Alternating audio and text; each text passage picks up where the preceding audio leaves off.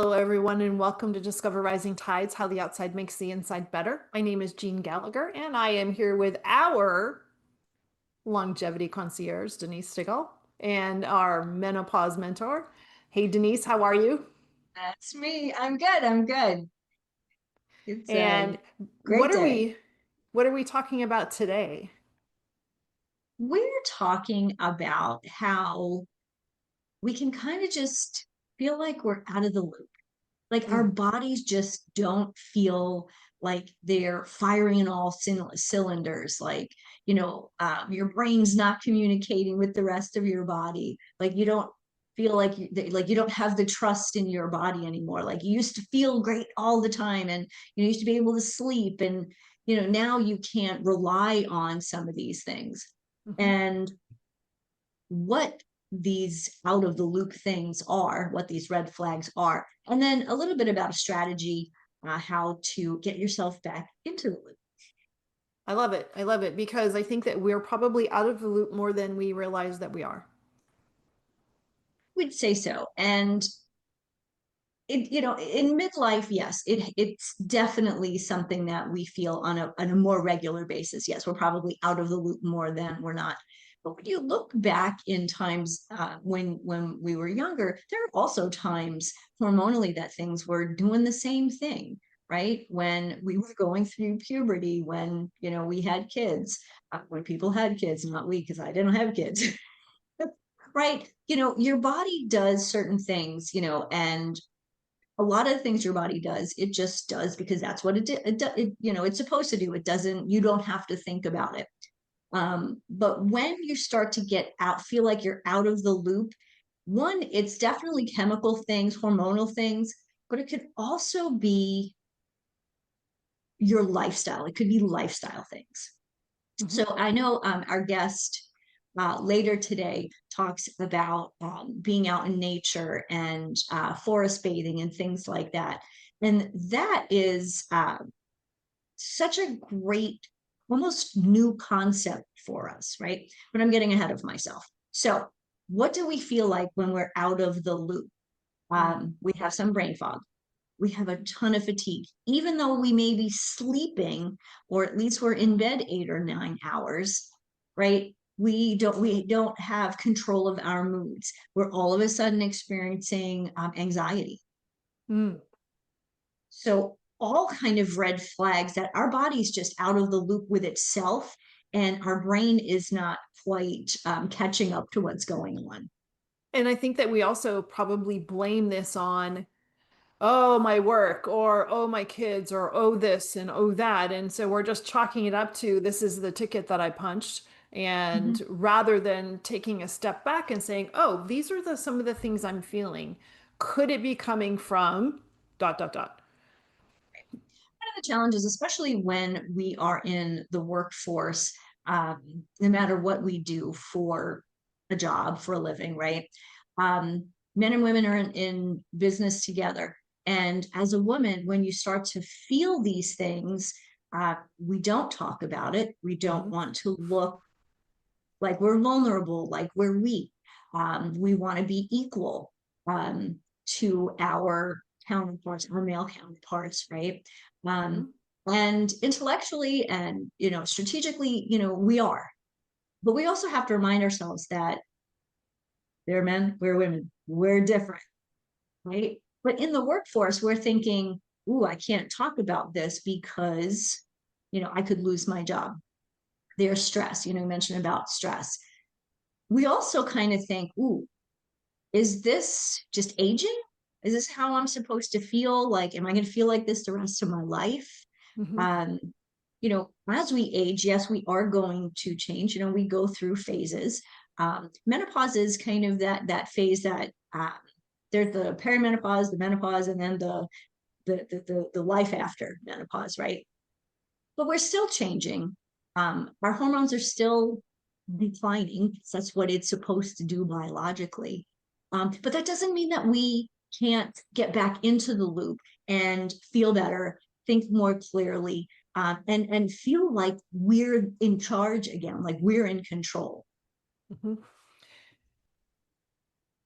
So we're This is a difficult one to I don't know, maybe it isn't a difficult one to identify, but I think sometimes it is because of all of these other factors that we've already talked about. And what are the next steps? Mhm. I think always the first thing is to recognize some kind of pattern. You know your body better than anybody. Mhm. So if there's a new pattern, there's a new thing going on, and I mean, it's one thing to wake up one day and feel like you're just kind of eh. Um, but when you start to notice that it's every day, now it's been a couple of weeks, I've been feeling like this for a couple of months. That is a wake up call. You need to have the red flags. And then to step back and look to see what in our life is making this, causing this. It could be hormones. I mean, for women, I mean, that's always a question, right? But it could be that we are actually stressed out, and we're Mhm. not engaging, getting back outside and connecting to, I will say, Mother Earth. Just being out in nature, we talk about this all the time. Just being out in nature, lowers your blood pressure. It makes you smile. It is one of the best medication that's not medication. It's truly Mhm. one of the best things that we can do for ourselves, is to get out and just be. I think That's another. one good thing to do is if you have I stink at this, but I'm going to suggest it to people, even though I'm not really good at it, is if you have a journaling practice, writing Mhm. down how you feel, but also if you can get yourself outside and just be with being outside, that means no headphones, no earbuds, no, put your phone in your pocket. Don't pay attention to it. Don't look at it. And just listen to what's around you and notice what's around you or what's not around you. And then journal that too and see if there's a difference between your two stories that you've just written. Absolutely. And the more we can do that and just be, that is such Hmm. a part of, um, getting back into the loop and getting back to feeling normal, getting Hmm. back to feeling ourselves. That's Hmm. really who we want to feel like. We want to feel like our old selves, right? Hmm. Our old selves in a new stage in life. And once you start to, get outside and be and journal and really start to feel like yourself again, all of a sudden you're going to notice, you're reacting. You're not reacting. You're responding to things, Hmm. right? You're thinking much more clearly. I mean, anytime, I hear this from so many different people who have stressful jobs or in a stressful situation. I know, my husband does this every now and then when he's having a difficult surgery. He will walk out for a minute. Yes, they can do that. There's other people in the, operating room. He'll walk out and just, walk up and down the hallway for a minute and just clear his mind and get back to a task at hand. Hmm. We can do that for our own bodies anytime, just to step away from whatever we're doing and regroup, right? Recalibrate. Um, and once we notice that we can do this more, like we're allowed to do this, right? Once we give ourselves permission, I think we'll notice, we do it more and more often. And the Hmm. more often we do it, it becomes a habit. And of course, once we have a habit of going outside, being in nature, reconnecting to ourselves, to our soul, to nature, uh, we feel better, we think more clearly, and we can really create a better strategy, to manage these times when we do feel like we're kind of out of the loop, so to speak. I like it. And we were just talking before we started, and just as a little interlude of what could happen here, is we were talking before we started, and this is an introduction to a topic that we want to go more in depth. And I think that there's going to be an in-depth with Denise and Jean talking about, and I like the way you talked about it, is your body as a business partner and being in touch with whether you are out of the loop within yourself is an important piece of that. But I think we're going to break it down a little bit further because there's a lot to unpack here. So stay There tuned. is, there is. Stay tuned, everyone. Thanks, Jean. In depth with Denise and Jean is coming up. Woo-hoo! Thank you, Denise. everyone. This is Jeanne Gallagher, Discover Rising Tides, and I want to just take a moment to talk about my friend, Denise Stegall. I am honored to call her as a friend, and I'm so grateful that she gives us her insight during our shows each show and talks about healthy living, eating real food. You hear Denise say, eat real food a lot. Well, she means it, and she knows what she's talking about. She is an amazing healthy living coach, curator at Living Healthy List. And if you ever have any questions about what is real food, why does it matter, how does that apply to me, how do I change, what do I need to do, how do I even create a healthy living shopping list, make sure that you call her. She is your healthy living coach, and you can find her at healthylivinglist.com. Hello, everyone, and welcome. My name is Jeanne Gallagher, and welcome to Discover Rising Tides, How the Outside Makes the Inside Better. And I am excited to introduce our guest today, Carla Wainwright. Hi, Carla. How are you? I'm great. I'm happy to be here. Thanks, Jean. Oh, thank you so much for being here as well. And if you're listening to us on any of the podcast platforms and you want to see our shiny faces, please jump over to YouTube, and we'll be here waiting for you to show up and watch. So, Carla, thank you again for being here. And I want to talk to you about your business and what you're doing, but give us a little bit about your background, and we're going to start there and then dive in.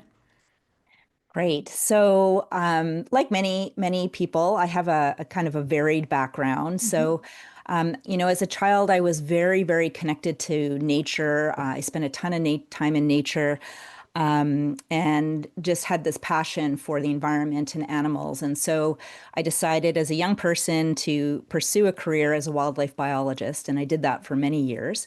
And there were parts about that profession that were great, but there were lots of parts that weren't as good. And what I really began to discover in that career is that I wasn't able to actually transform my passion for the environment and wildlife to what felt like to me like meaningful action. Like I wasn't really making a difference. And so, kind of concurrently to that, I was, as an adult, I was beginning to just really explore some of the Eastern practices like yoga and Tantra and Qigong, and just really started to get excited by that work and, or that exploration rather.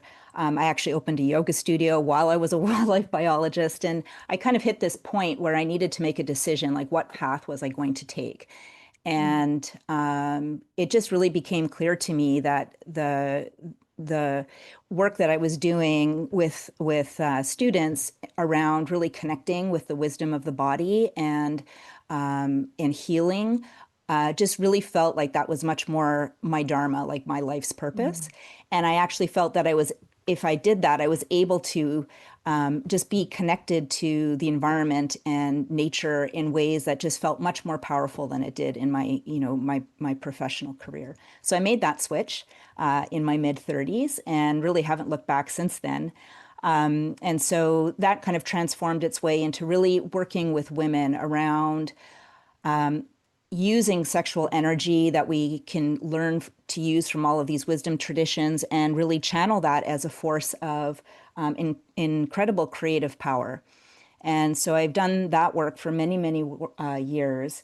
And in my own transition through perimenopause and menopause, I started to weave back in some of my scientific learnings, as a trained scientist, to really recognize like some of the metabolic pieces that would also really help a woman thrive at that point in her life. So that's a really short timeline of what I've done, but I really feel like at this point in my life and for the past 10 years or so, I've returned back to my scientific roots, but I'm also very much connected to my energetic and the really the deep wisdom of the energy and the wisdom of the body. You have the perspective of both worlds. You can take your biology or your science background, and you're fortunate enough to be able to hold on to that while you are exploring the more woo side of things, and integrate both pieces to really create a more confident or more information-based picture for people to better understand cause and effect. Yeah, I would absolutely agree with that. Mhm, I do feel like I straddle both worlds. And, mhm, of course, what we continue to learn as science kind of catches up with some of the more esoteric is that, often people need to have science prove things that it's actually mhm, correct, even though, mhm. wisdom traditions over the world have known this for centuries and centuries. And I love how that bridges. But yes, I do definitely find that my scientific background helps ground things for people in ways that they Mhm. feel often more available and open to exploring. Mhm. And tell us a little bit about, let's break down wisdom traditions for just a second so that people we're all on the same page. And what does Mhm. that really mean? Yeah, so I guess I would term wisdom traditions to be some of these very old systems like yoga, which is not just, of course, unrolling a mat and doing a few postures. It's actually a whole entire scientific Mhm, system that's very complex and very robust. The qigong system that comes from traditional Chinese medicine, tantra, which is fusion in not necessarily fusion, but it also comes from India. These very mhm, deep traditions where the observation piece was so important. So, unlike in modern times where we do something and we replicate it a few times and then we sort of determine that as, this is a fact, in these wisdom traditions, people would practice these things over and over and over again for decades, centuries, and use their powers, their heightened powers of observation to actually make, determinations or ways that they thought that the world worked, which were provable mhm. over and over and over Conclusions. again. Yeah, Yeah. exactly. Mhm, So I really think the wisdom traditions that it's coming from a place of deep embodied wisdom. mhm, Embodiment for me is just it's almost a lost art that so many of us have forgotten how to connect into. But these wisdom traditions really rely on the felt experience within the body and using the wisdom of the body to verify that. So that's I guess what I would call as wisdom traditions. And I think that the essence of that is actually within each and every one of us. mhm. So this capacity to actually feel into our bodies and know what is true, to know what is right for ourselves, all of those things. But it does absolutely take a lot of practice. This is really important work, I think, because you used a word that's been coming up in a lot of conversations that I've noticed on with me or with that I've been hearing is the word connect. And I don't think we as a society are connecting in the correct ways, or we're connecting on this very high level that's um, almost very superficial versus you're talking about connection but also felt experiences, so there's this internal deepness that needs to happen. And in our societies today we are in such a immediate gratification place and with our phones and our electronics, and we're not connecting and we're not having conversations with others, but we're probably not even having conversations with ourselves that are deep enough to discover what's going on. Yeah, I would absolutely agree with that. I mean, and I guess in some ways it would seem that we're the most connected we've ever been in terms of being able, like here we are on And Zoom, so unconnected at the totally, same yeah, and time. so completely unconnected. And I Yeah. think that that's really reflected in how lost and separated people feel. My sense is that the level of separation from, yes, ourselves and others is really probably unparalleled in any time in Mhm. history. So you're absolutely right. And that's reinforced, unfortunately, by our modern living. There's a Mhm. real evolutionary mismatch between our modern lifestyle and this physical body that we have that's, of course, evolved over tens and tens of thousands of years, hundreds of thousands of years. And so the modern, the challenge of modern living is like, how do we make our way back to connection when there's so many things competing for our attention? Mm. Right? So attention and connection, of course, not being the same thing. And some of the ways that we do that are so profoundly simple, but so, so difficult. So one of them, of course, is just slowing down. Mhm. really hard, really, really difficult for a lot of people to do. And being quiet. And being quiet and not Mhm. reaching for that, as you said, like the instant gratification, Oh, that dopamine it's hit so that you're hard. getting. Yeah, exactly. It's Can so I just like, ridiculously hard.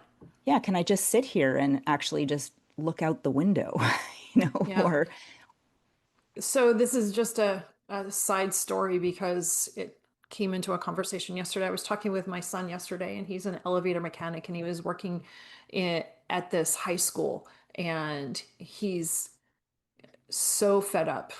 But because these kids are so unconnected with each other and with their environment around them, they don't realize what's around them, they don't have any manners, they don't have any, they're not communicating, and they're all walking with their face in their phones, and they're not doing anything. And he's been working at this high school for a couple of weeks, and so he's gotten to know some of the teachers, and he sees how these high school students are interacting with their coaches and their teachers. And he was so frustrated, he took all his social media off his phone. He says, I cannot be a part of this.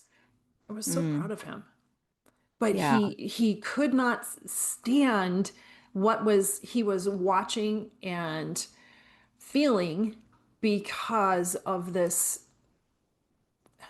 unconnected, just disassociated, Hmm. lack of communication thing that was going on. And that's, that's concerning because of every, as these generations are coming up, there's, it's going to continue. So this has nothing to do with it has nothing to do with what you're doing, but it has everything to do with what you're doing at the same time. Because I think that's what's so important about your work, is that we need to be better stewards of ourselves and our mind, and then also share that with others, and making sure that we're helping people learn better habits. Yeah, absolutely agree. I mean, it does have everything to do with the type of work that I do. And as I mean, first of all, what your son did is amazing. And I'm so proud of him. yes, and I I wish think, I was as tough as him. I'm like, oh my God. And then I keep coming up in my head, well, I can't do that because I've got these business things, and I've got these things that I need to do and I'm like, it's all excuses. yeah, we're good at justifying. The mind is Oh very, my word. very good at that. But I mean, just imagine like what a great model he's going to be. Hmm. That's what without going too far down that path, but that's what younger people need to see. They need to see Yeah. people who are older who are actually modeling the behavior and the connection that we know Mm. is so important and valuable. Mm. So as you're integrating these thoughts and processes, and how does that change, or what does that do for ourselves and our body? I know that we were talking about metabolism and physical body and energetic body, and how does all of this integrate, or what does that really even mean? Hmm. So I use this term called sacred metabolism, and that is really the North Star of the work that I do. And this is really bringing the science and the sacred together. So, on the one hand, of course, we need to take care of this physical vessel Hmm. that, so many of us want to live and be vital well into, old age. And we want to feel good in our bodies because actually most people don't feel particularly good in their Hmm. bodies. And particularly as women make that transition, usually starting around their early 40s into perimenopause and then menopause, there's so many challenges that come with a shift in hormones. All kinds of things are happening for her where her body really needs to be taken care of in a new and profound way. And so, putting that wellness and supporting, you know, optimal metabolic function in the body, which includes being insulin sensitive, meaning that you don't have the highs and lows of your blood sugar, meaning that you're able to sleep, you know, relatively decently as much as you're able to, meaning that you are regulated in your nervous system, all of these various things, that your cortisol levels are, not all over the map and burning you out. So from the sacred metabolism piece, we really need to take care of this vessel. And I use the framework of metabolic health to do that. And then on the other side, there's the sacred piece, which is really connecting to our energy, our life force energy. So we have within us this incredibly powerful energy, which is often referred to as sexual life force energy. And of course, that could be used to create a new life, but it doesn't have to be. It's actually the energy that it's generative. It creates things. So it is very, very powerful, but it's often very suppressed or subdued for a lot of women. And so how do we awaken that? Well, we awaken that through, they can be mindfulness practices, nature-based practices, breath work. There are many different energy practices, particularly from the Qigong and Tantra tradition, that begins to awaken that energy and body. And of course, our metabolism is about how our bodies create and use energy. So of course, it makes sense that not only is it the physical, but it's also the energetic. And we need to address both of those things together. So in my work, I really support women to do that. And just to thread it back to this whole connection piece, the connection piece of being connected to your body and feeling your body, and not just being like a walking, talking head on a disembodied, rest of you. This is so central to this, because in order for a woman to feel vibrant and thrive, she has to feel connection within herself and to herself. Within and to. Yeah. And I'm trying to figure out which question I want to ask you is, well, how does that happen? But also but first, how do you recognize whether you are or not? Whether you are connected? Yeah. Yeah, that's a beautiful question. Well, I would say that often there's an intuitive sense that you're connected or not. And I would say that the vast majority of women I talk to feel actually really disconnected from themselves and disconnected from their bodies. So I think that there's an intuitive knowing. And I would also say that, if you're living in a state of high stress, if you're constantly in fight or flight or freeze, then good chances you're not particularly connected to your body, because there's all of this other stuff in the way of that deep, true connection that's in alignment with, the inner landscape of who you are. I think a woman who feels connected to herself just knows that and is really grounded in that inner knowing. So really that intuitive piece, or in taking the time to inwardly focus on what you might feel. Yes, absolutely. And listening. So I think a lost capacity that many women, that of course we can come back to, but need to be taught how to do, is to actually listen to the body and the wisdom of the body. So the body is constantly giving us messaging. It's constantly actually sharing what is happening, not necessarily at a biochemical level, but more in terms of, are there parts that don't feel safe? Are there parts that need more attention or need something in particular? And we can absolutely tap into that wisdom, but we have to cultivate the capacity to listen and the confidence to understand or discern between, this is like my fight or flight response happening, and this is actually deep embodied wisdom. And so that is one of the things that I help women do, is begin to take that, take those experiences and actually come into real embodiment, so that she can trust herself more and more and more as she moves through her life, through all the various aspects of her life, so she can tap into that deep intuitive knowing. And those are really important tools to learn. And there is a learning process that needs to happen in order to be able to come to the point where you are interpreting the messages correctly, Yes, absolutely. or even Absolutely. It hearing takes them. practice. Yes, that's Yeah. right. But it's, I just want everyone to feel like, if they're listening to this and they're like, I have no idea how to do that. Well, actually, there is a remembrance inside you that does know how to do it. And so, you can learn how to do this. Everybody can learn how to do this.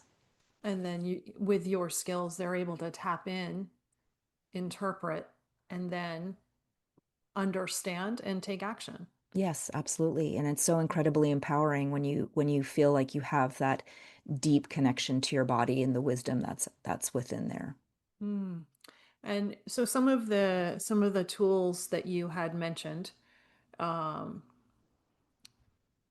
whether it's nature bathing or some of the other tools, can you list those out for us?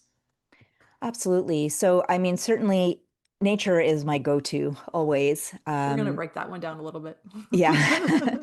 Yeah. So nature is my go-to always, just because it's interesting. Like when we go into nature, it feels like for many people, it's the one time it's like, yes, I can put away my phone. Yes, I can Mhm, actually just be present with my senses and notice what's around me. So that in mhm, itself is super, super powerful. In terms of other kinds of practices, so definitely some movement practices. I'm a really big fan of a shaking practice. mhm, Shaking is a very powerful way to release tension in the body and also release what is known as armoring, right? All of these protective postures that we put on our body. And when we begin to let that go, we start to feel more energy. We start to feel more aliveness. And that can often be this kind of like percolation of like, oh, there's some sensations here that I've never experienced before or that I'm really curious about. So that can wake things up. Um, Other practices, like I'm very big into the senses. So the senses really help regulate the nervous system. So it's like, how can you be fully connected to an experience? Like, what is it that I see? What is it that I hear, taste, smell, feel, all of these things? And that is also how we begin to drop into a deeper sense of embodiment. And mhm, then I would say overarching all of that is pleasure. And so pleasure, I think, is like the secret ingredient. We have a huge pleasure deficit in our lives. So yes, we kind of get what we think is pleasure, but I'm talking about deep embodiment, using pleasure as the way to get there. And I know that we often associate pleasure with sex, and of course, that can be the case, but pleasure is so much bigger than that, right? So, using pleasure as one of the ways that you really move through your day. So it's like, can mhm, I have a minimum of 5 pleasurable experiences today and slow down within those experiences? And when you do that, again, it's like this the relaxation and the receptivity that happens as a result of that is extremely powerful. And this brings us back into our bodies. mhm. Isn't that interesting that there has to be an intention or an intentional moment to realize whether there is pleasure in your day? Yes. I mean, And it goes I want to both use the word ways. ridiculous, but I totally I totally understand why we need to do that. But I'm it's ridiculous that we have to say that. Yes, I think we because unfortunately our minds are distracted and we Mm, aren't present, we do have to actually be intentional about it. Although I know we all have experiences where it catches us off guard and we're mhm, just in it too, right? mhm. Yeah. Sure, sure. And as we, as whether in your professional career or whether you have children at home or whatever stage in life you're at, the ability to multitask I've always thought that is a badge of honor. I can do two or three or 15 things at once. Every once in a while, something falls through the cracks. But the terrible part about being well skilled in this function is that you are not totally present in any of those things that you're doing. Yeah, exactly. Exactly. And I also and pride myself as a multitasker, and I also have to recognize when it's time to put that hat down. it's really hard to It put it is. away. It's It really hard is. to put it away. I find for me, one of the, well, not one, probably the only place that it goes away naturally is when I'm outside. Mhm. And then I realize that I also feel other things bubbling up. And or you taking a hike and you're thinking, oh, these are these things, because your mind is starting to clear and you're taking all these things start to come up of, oh, you should be doing, or you could be what later, or you could have, or you forgot to, all of these thoughts that either you have to capture them, so they're, because some of them are actually incredibly valid because your mind is just settling and allowing for space. So either, a voice memo to write them down, or just saying go away and come back when Yeah. it's appropriate. Yeah, absolutely. Absolutely. I mean, one thing I would um, love to recommend is, I'm guessing you, when you're out in nature, you're just fully, it sounds like you're fully present in it. I see a lot of people Sometimes out in I don't nature. don't don't think too much of me here. Okay, sometimes you are. Okay, I just want to be clear. Sometimes you are. And I try really hard to sometimes I be, do but this too, but I really recommend like leave the headphones at home Mhm. Oh, and definitely. just be in the environment and pay attention. So where I live, there are bears and moose and all Hmm. of those sorts of things. So it's like Hmm. a safety thing too, right? Sure. You need to be aware of your surroundings. But the most amazing things happen. The other day, I was on a walk in the forest barefoot because that's my Hmm. jam, and I heard an owl. We need to be friends. Yeah, and if I had been listening to something, I would have missed the owl. It was so, and I Exactly. called back and forth to this owl for a couple of minutes. It was so incredible. That's amazing. Yeah. Yeah, it's funny when I'm out there, and I don't hike with headphones for all of those reasons. And I see people with radios and hiking in headphones, and I'm thinking, and I come this close to saying, dude, you're missing the birdies. How can you not hear Yeah. the birds I and know. the rustle of the squirrels, and Yeah. yeah, and the bear. That is also very important Yes. too.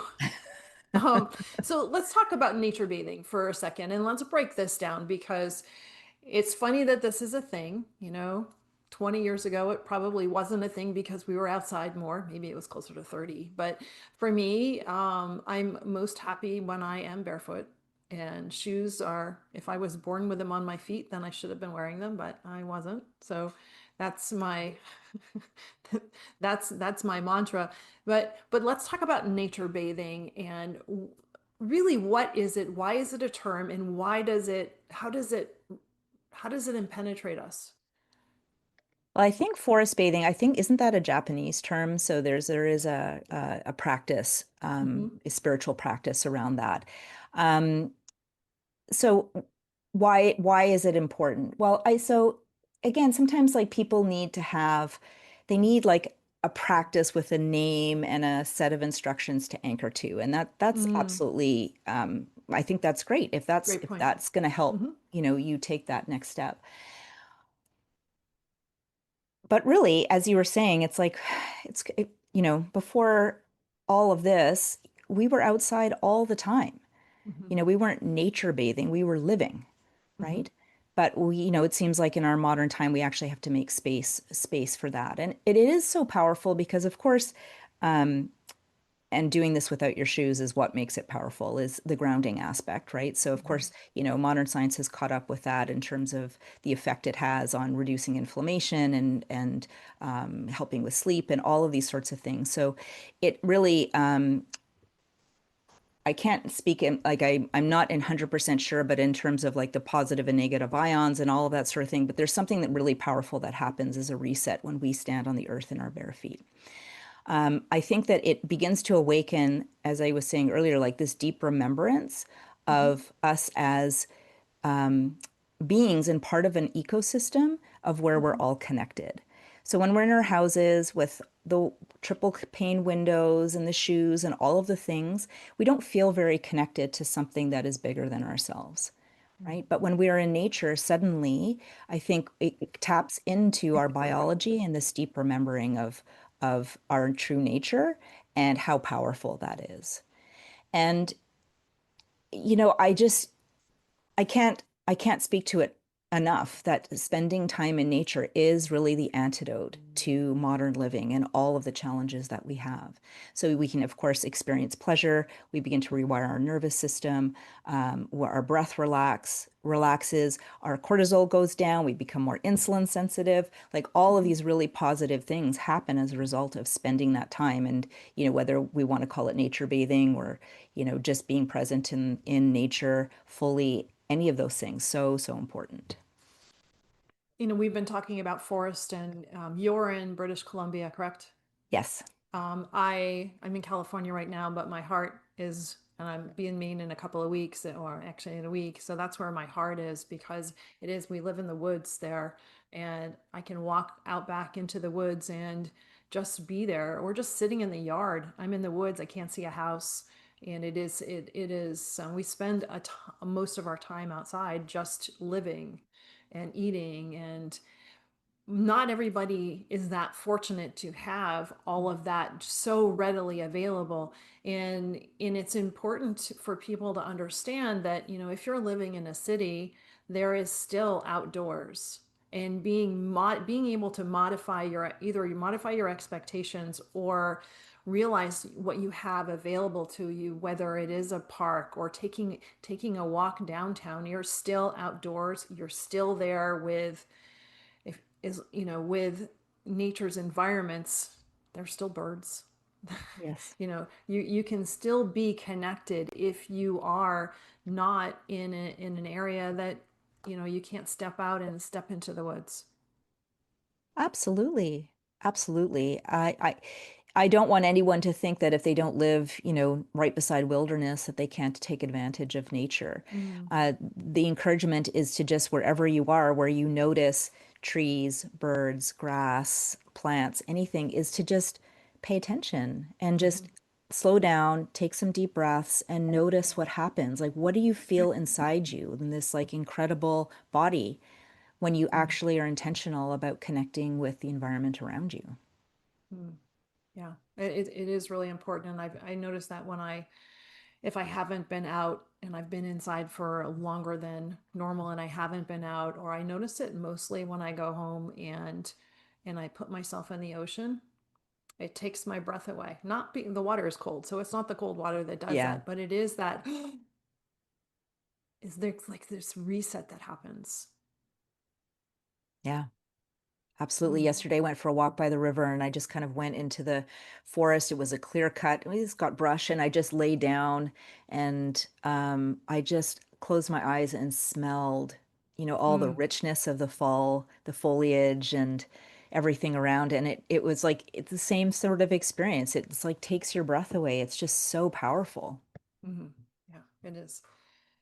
When you're working with people, what do you notice as they're going through this process, kind of like a before and after, the changes that happen within them? Can you give us a couple of examples of how you might see people evolve and change as their practice changes? So are you talking specifically around the nature-based practices or in Not terms of, necessarily, just in general. Just in general, yeah. as you are working with clients and you're helping them figure out, helping them become more in tune with themselves Mhm. and becoming more centered, and what that evolution for them is. Sure, absolutely. So for many women, starting with the physical metabolic piece often feels like the safer place to start because it Hmm. is, kind of more in terms of something that they might be able to relate to. It's a scientific conversation. And as women begin to make changes in their life where they start to sleep better, where perhaps their blood sugar isn't all over the map, that they're eating better, their microbiome is, flourishing more, all of these various pieces. Suddenly, the nervous system feels more receptive to then move into the deeper parts around really connecting with that, you know, the energetic metabolism piece. And so what I find is it's not that I wait to do that, but I'm always titrating it in, right? So small bits. You, of course, like anyone who works with anybody, even in your profession, you meet people where they're at. Hmm. But that typically making all of those lifestyle changes or and working on that creates a softness and an opening in the body that allows women to then dive into her feminine energy, her sexual energy. What is in there? How does it feel? How could this impact my life and my choices?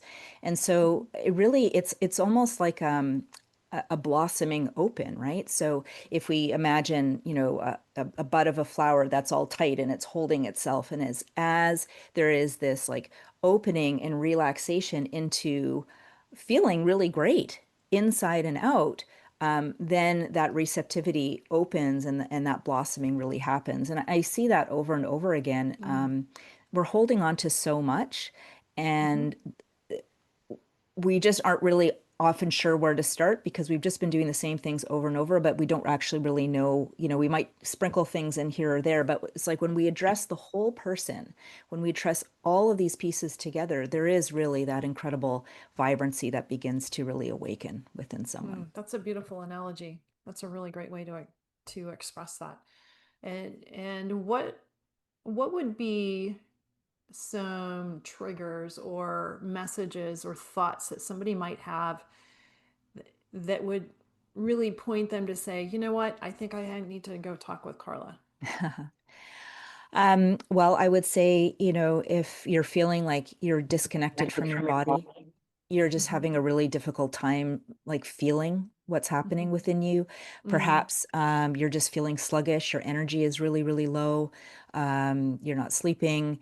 You just don't feel like yourself. And this is often what happens as women kind of move into their 40s and beyond. They were feeling really good, and now they just don't feel like themselves. And they know they just don't want this to be the story for the rest of their lives. And I can guarantee you it doesn't need to be. Because, I really want women to feel connected to herself and vibrant again, and being able to honor the physical and energetic sides of who she is. And when people are working with you, what does that look like? So, well, we work together typically online, and we go through a fair amount of you really checking in terms of the symptom picture.